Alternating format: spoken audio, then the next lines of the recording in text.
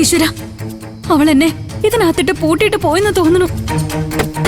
ശബരേട്ടാ, uncle, ഒന്ന് വാതിൽ തുറക്ക്. മഞ്ചാടിയെ കാണാനില്ല. വേഗം വന്ന് വാതിൽ തുറക്ക് ശബരേട്ടാ. ഈശ്വര, ആരും ഒന്നും കേൾക്കുന്നില്ലല്ലോ.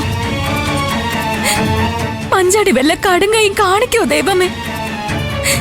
ശബരേട്ടാ, വാതിൽ തുറക്ക്. ശബരേട്ടാ, വാതിൽ തുറക്ക്.